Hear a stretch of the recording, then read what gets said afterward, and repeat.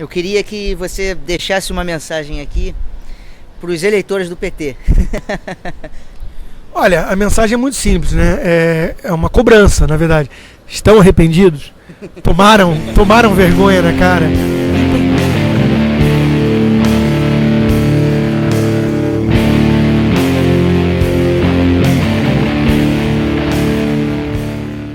Nós sabemos que existem várias ideologias políticas e econômicas espalhadas pelo mundo. Qual delas melhor te define e por quê? Seria liberal, neoliberal, qual tipo de ideologia? E gostaria que falasse sobre a intervenção do Estado na economia. Eu me considero um liberal clássico, né? Esse negócio de neoliberalismo eu tenho até dificuldade às vezes de entender exatamente o que é. Parece que algumas concessões que o liberal clássico faz à social-democracia, a um papel um pouco maior do Estado na questão da educação, da saúde, no social em geral, mas eu me vejo como um liberal clássico, uma pessoa que defende uma economia de mercado o mais livre possível e o menor grau de intervenção do Estado possível, não só na economia como nas nossas vidas, né? No cotidiano, no dia a dia, sem essa visão de Estado como um ente paternalista, né, que é substituto dos nossos pais. E como é que eu vejo então o papel do Estado nesse dia a dia da economia? O ideal para mim, né? O ideal é sempre inimigo do bom, do ótimo, que muitas vezes é inimigo do bom. Então a gente tem que separar a resposta entre o que é possível politicamente e o que realmente é desejável para se alcançar e para continuar lutando, nem que seja como um norte a ser alcançado, né? O ideal para mim é realmente separar o Estado da economia, assim como a gente conseguiu separar de alguma forma o Estado da religião. Cada um tem a sua crença religiosa, e o Estado não se mete nisso, não tem uma religião oficial que você é obrigado a seguir. Para mim o ideal em economia seria a mesma coisa. O Estado ele não tem que ser empresário, ele não tem que ditar preços, ele não tem que se meter no dia a dia de nada disso, ele tem que apenas ser um árbitro das regras do jogo, né? Fazendo uma analogia com o futebol, seria exatamente isso, você ter umas regras previamente definidas e conhecidas por todos os agentes, e o Estado ele não se mete no resultado desse jogo, ele não vai interferir com o seu viés preconcebido, com a sua visão de mundo igualitária ou de justiça social em relação ao qual deveria ser o resultado do jogo. Não, ele apenas vai fazer cumprir tais regras e deixar o jogo correr solto, e o resultado vai ser muito mais dependente de uma meritocracia com pitadas de sorte, que a gente sabe que fazem parte da vida, do que com uma visão de governantes arrogantes e burocratas clarividentes, supostamente, que acham que sabem qual deveria ter sido o resultado mais justo do jogo. Bom, partindo dessa pergunta do Lucas, eu queria saber quais são suas bases literárias e o que te inspira a escrever. Quais são os autores que te influenciaram, né, ao longo da sua vida acadêmica?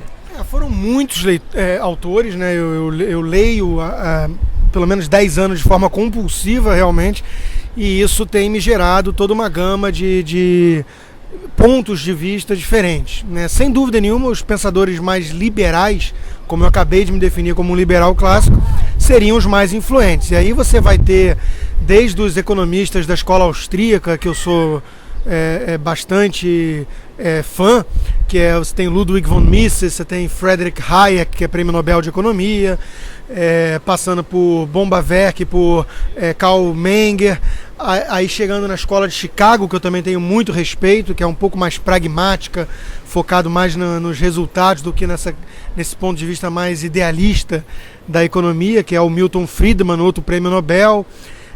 Frank Knight, George Stigler, são vários economistas que eu estou citando aqui, né, porque a minha formação é de economista, mas eu não me limitaria aos economistas em termos de influência. Eu tenho, por exemplo, a filósofa russa naturalizada americana Ayn Rand, que foi uma influência muito grande na minha vida filosófica, de pensamentos mais ligados aí à filosofia liberal mesmo.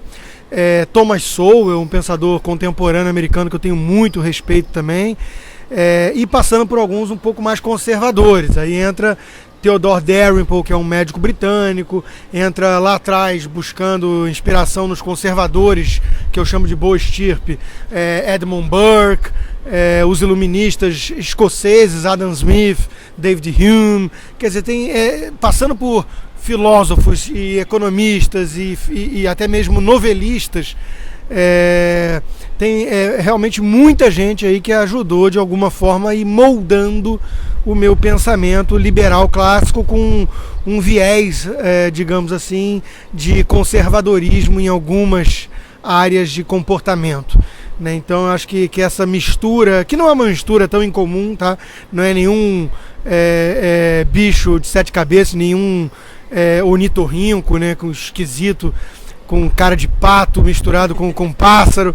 Não é nada disso. Você tem realmente uma linha muito comum até do que eles chamam de liberal conservador. Quer dizer, eu sou um liberal clássico, mas eu tenho uma simpatia por um pensamento conservador em relação a respeito às tradições, respeito aos limites da razão. Ou seja, nós não conseguimos, do ponto de vista estritamente racional, desenhar todo um modelo de justiça ou de formatação de como a sociedade deve viver.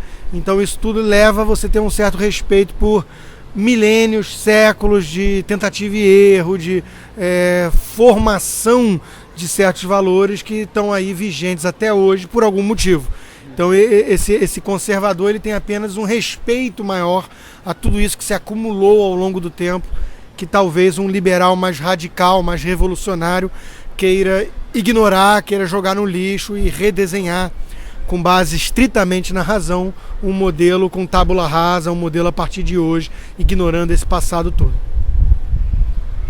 Bom, a internet é um verdadeiro palco de conspirações, né? Um lado diz que a mídia é manipuladora, a polícia, os sistemas jurídicos mandados pelos empresários e políticos, e o outro diz que os partidos, o sistema educacional e a comunidade artística são os reais doutrinadores, né?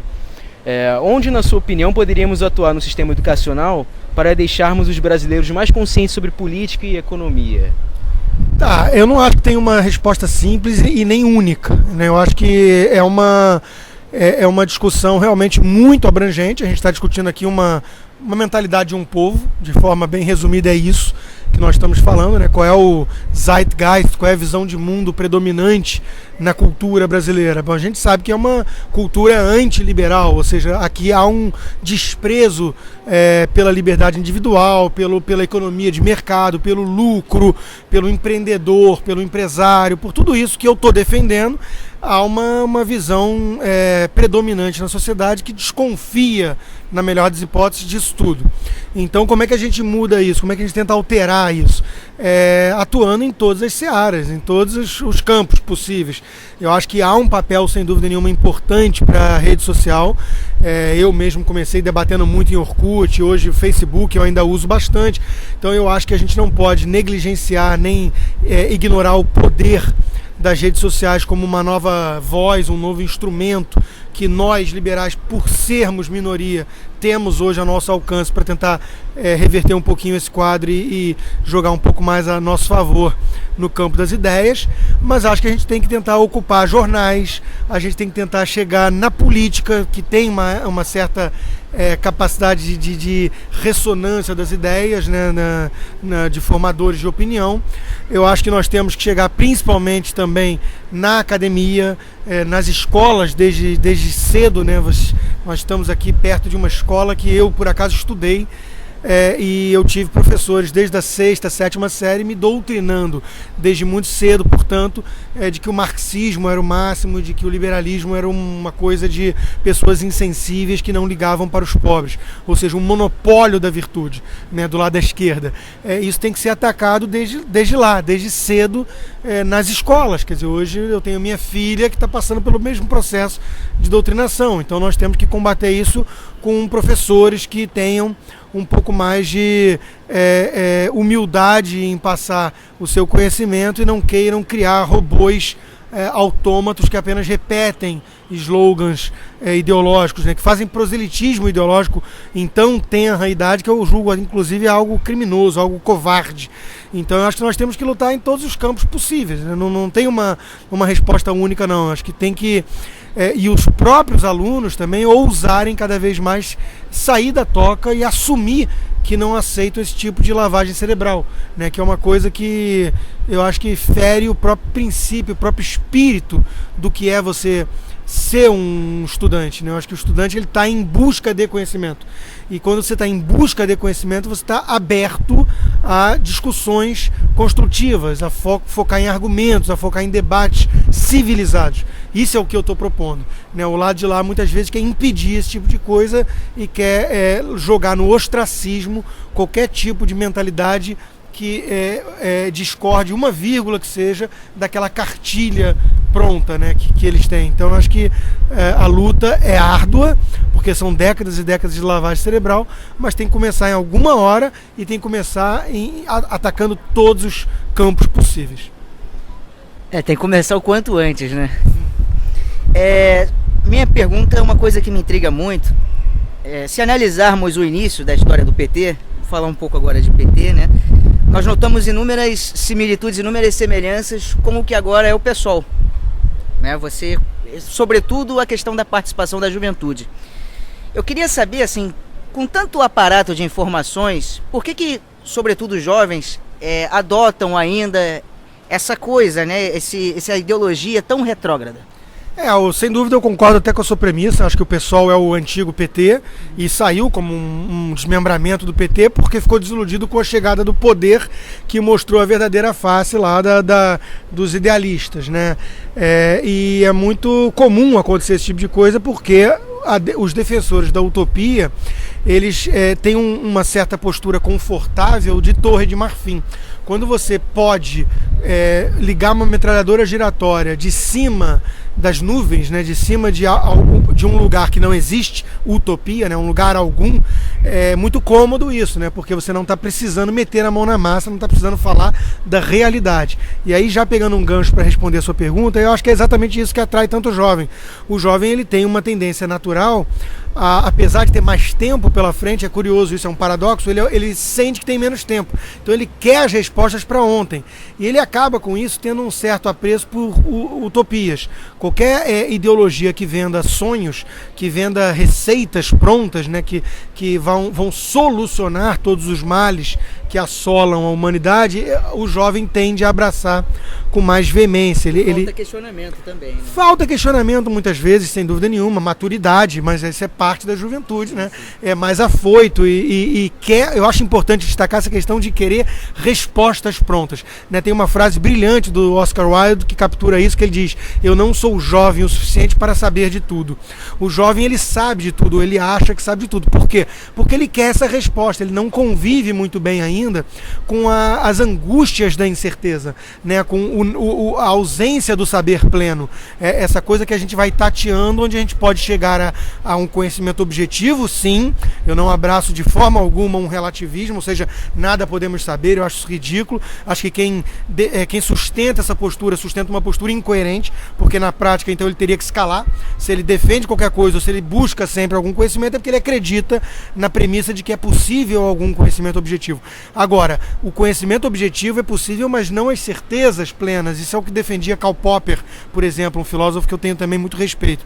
Eu queria que você deixasse uma mensagem aqui para os eleitores do PT. Olha, a mensagem é muito simples, né? É uma cobrança, na verdade. Estão arrependidos? Tomaram vergonha na cara?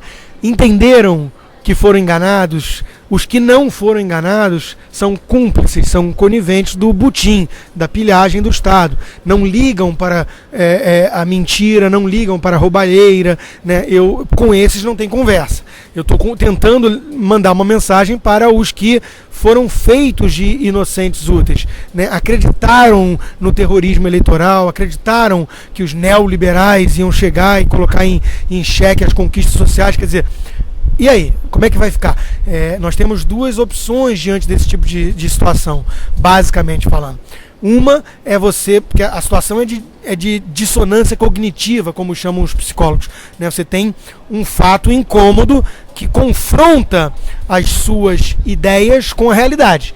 E aí quais são as suas alternativas? Ou você enfrenta isso com coragem, ou você vai lá e olha e fala, bom, eu fui enganado, bom, o que eu vou fazer com isso? Eu vou acordar, eu não vou mais ser enganado, eu não vou deixar mais o PT me usar dessa forma, falar que eles, tucanos, neoliberais, vão fazer coisas terríveis que 3 dias depois o próprio PT faz. Então eu vou aprender com isso, eu vou tirar uma lição disso.